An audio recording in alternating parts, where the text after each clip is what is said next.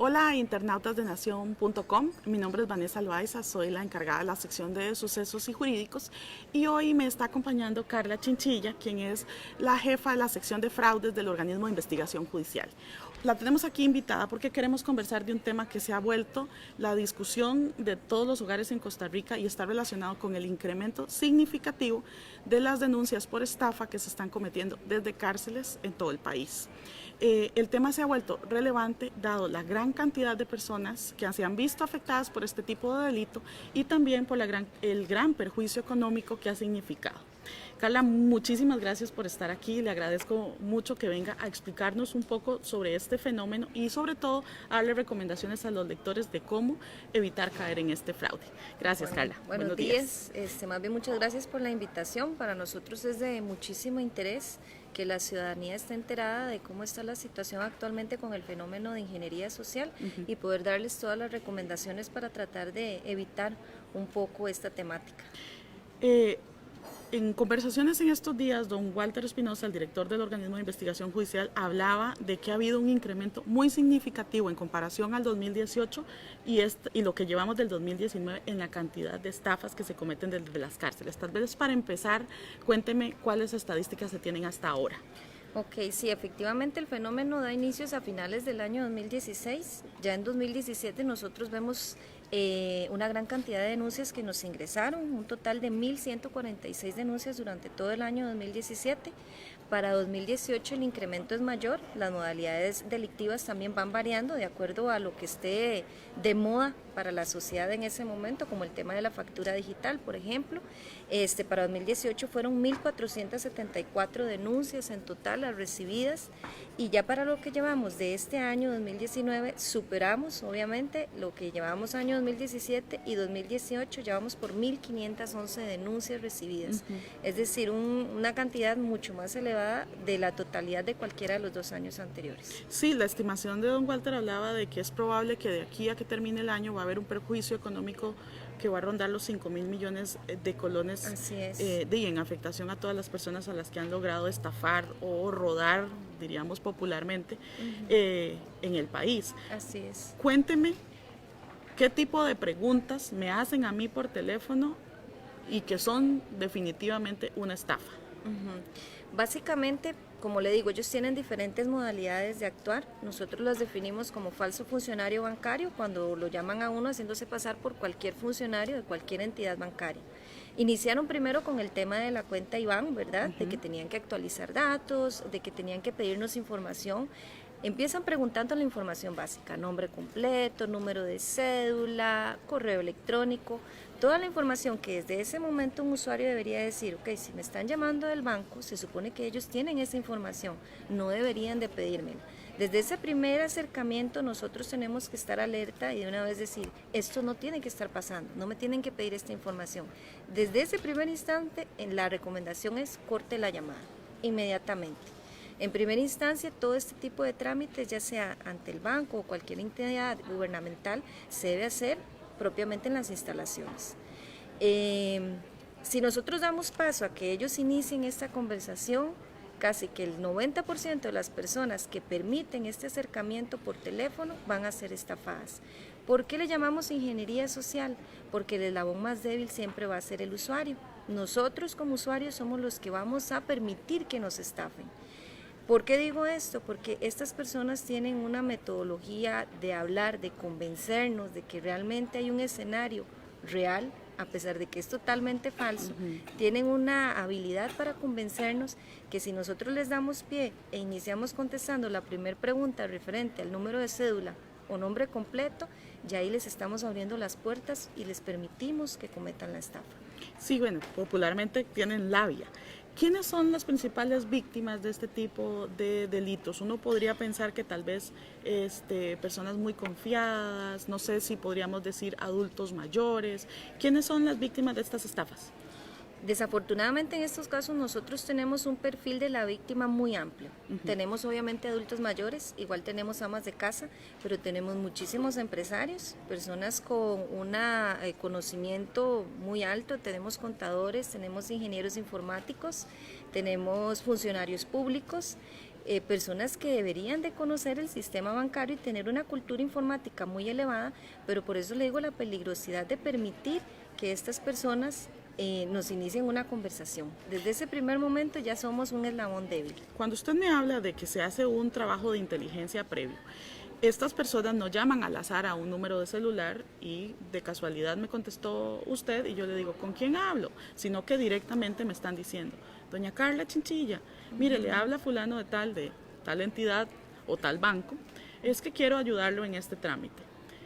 ¿Cómo ellos obtienen ese tipo de información sensible mía? Digamos, porque podría ser que hasta tengan en cuál banco tengo yo mis cuentas o incluso el lugar donde resido. ¿Cómo es que se está filtrando esta información y cómo es que le está llegando a personas que están privadas de libertad? Hay alguna que nosotros podemos decir que gracias, digamos, a la apertura informática actual, ¿verdad? Donde nosotros podemos, por ejemplo, un artículo a la venta, ponemos nuestros datos personales, número de teléfono, correo electrónico. Empezaron así, la ingeniería social empezó así. Nos contactaban primero para comprarnos un producto o un servicio. Así inició la ingeniería social. Después viene la etapa de las cuentas en los bancos. En primera instancia, los mismos estafadores no estaban convencidos de dónde usted tenía su cuenta, entonces a veces se equivocaban y decían, mira, le llamo del Banco Nacional, y el usuario decía, qué raro, yo no tengo cuenta en el Banco Nacional. No importa, yo aquí tengo un compañero del Banco de Costa Rica, ya se lo comunico. Ahí, por eso le digo, vea cómo el ofendido va dando él mismo la información, porque él decía, no, yo no tengo cuenta en el Banco Nacional, tengo en el BCR. Tranquilo, yo aquí tengo un compañero del Banco de Costa Rica, o no, yo lo llamo del Banco Central, porque saben que él, digamos, integra todas las entidades financieras. Ahora tenemos un punto en que sí nos estamos preocupando y creemos, porque no lo hemos podido confirmar, les soy muy sincera, de que pueda haber una vulnerabilidad de las bases de datos. Desafortunadamente, como le digo, la información personal de nosotros, tanto financiera como algunos datos muy privados, están en las nubes, por decirlo de alguna forma. Y creemos que tiene que haber vulnerabilidad de alguna base de información muy importante, ya sea directamente, digamos, de una entidad financiera o de alguna entidad gubernamental. No lo hemos descartado y es parte de la investigación que estamos realizando. Esa posibilidad también implicaría a funcionarios que incluso tienen acceso al sistema penitenciario, es decir, no solo investigar a funcionarios públicos ajenos al Ministerio de Justicia, sino también gente que directamente está ingresando al sistema penitenciario, que tiene acceso. Recientemente vimos un caso de una persona que se encargaba como de los trámites del servicio eléctrico y que así lograba meter celulares, pero podría existir también que personas vinculadas al sistema judicial estén facilitando esta información, estas bases de datos. ¿Es posible? Nosotros tenemos una investigación muy abierta porque no descartamos ninguna posibilidad. Como le digo, ya en el primer instante en que empezamos a sospechar que puede haber una vulnerabilidad en las bases informáticas, una de esas, obviamente la vulnerabilidad más posible es la humana, ¿verdad? Y no lo descartamos tampoco. La investigación sí se está haciendo de forma muy abierta y estamos tratando de descartar cualquier situación anómala. Dentro de las consultas que nos están haciendo los lectores, la más importante tiene que ver con el bloqueo de la señal celular. Este es un proyecto firmado desde el año pasado y el acuerdo es que a más tardar en 9 meses, una vez publicado el reglamento, se deben instalar los dispositivos necesarios para bloquear la señal celular en las cárceles. ¿Cuán factible es que eso se cumpla? Está estimado que para marzo o abril del próximo año. Sinceramente, digamos, detalles ya propiamente técnicos de la aplicación de la ley, los desconozco, es una ley, debería de aplicarse, ¿verdad? Eso para nosotros tiene muy buena futuro. Tiene muy buen futuro porque realmente lo hemos visto en otros países de Latinoamérica como Colombia, El Salvador, donde el bloqueo de señal ha dado muy buenos resultados para este tipo de delitos. Ojalá se dé, eso sería lo ideal. Si se llega a dar, yo considero que sí va a ayudar bastante. En tanto esto no se implemente, ocurre que dentro de la legislación costarricense que yo introduzca un teléfono celular a un sistema, a una cárcel, no es delito, o incluso que al recluso se le encuentre un celular no se convierte en un delito. ¿Recomendaría usted como profesional en la investigación que se hicieran modificaciones en la ley para que yo pueda tipificar esto como un delito punible no solo para quien lo posee, sino para quien intenta introducirlo? Eso sería una forma muy efectiva de realizarlo. Realmente, como le digo, tal vez desde mi posición no puedo hacer la recomendación como tal. Como ciudadana puedo decir que sí sería de gran ayuda. Obviamente cualquier tipo de prevención o de más bien presión que podamos ejercer contra los integrantes de una organización criminal de este nivel va a ser de muy buen resultado. Nosotros creemos que cualquier medida que se tome, incluyendo las campañas publicitarias, incluyendo la cultura informática y financiera que debemos tener como costarricenses y ese interés también de cada uno de los costarricenses de informarnos más, de buscar soluciones, de averiguar para qué sirven ciertas aplicaciones, qué me puede pedir un funcionario bancario y qué no, o un funcionario público inclusive. Empezando por ahí, yo siento que cualquier efecto que podamos hacer para disminuir un poco la facilidad que tiene este grupo criminal para afectar a la sociedad va a ser de gran importancia. Usted, antes de que empezásemos a grabar esta transmisión, me mencionaba que los internos están utilizando aplicaciones que les permiten, por ejemplo, que yo cuando recibe la llamada piense que me están llamando de un banco, porque el número de teléfono coincide con el número de un banco público o de un banco privado. O incluso que también me sugieren que yo descargue contenidos o aplicaciones en mi computadora para facilitarme, por ejemplo, el trámite de la factura electrónica. ¿Qué le puedo yo decir al usuario sobre este tipo de cosas? Yo considero, como le digo, eso es muy importante como parte de la cultura social, de la cultura informática y financiera. Los usuarios, los costarricenses, ahorita tenemos acceso a la información. El problema es que tenemos un acceso ilimitado y también un poco inconsciente de lo que hacemos y lo dejamos de hacer. Cualquier aplicación que nos pidan que descarguemos, antes de descargarla debemos saber para qué sirve, ¿verdad? Hay muchas aplicaciones que le permiten a una tercera persona tener acceso remoto a nuestra computadora o nuestro celular y a la que nosotros hacemos desde nuestra computadora y desde nuestro celular. Entonces, desde ahí es una vulnerabilidad gigante. Si nosotros le permitimos a un tercero acceder a esa información tan importante, estamos fallando en mucho. Entonces, en primer lugar, lo ideal es no descargar ningún tipo de aplicación y si la vamos a descargar, por lo menos averiguar un poquito a ver para qué sirve esta aplicación.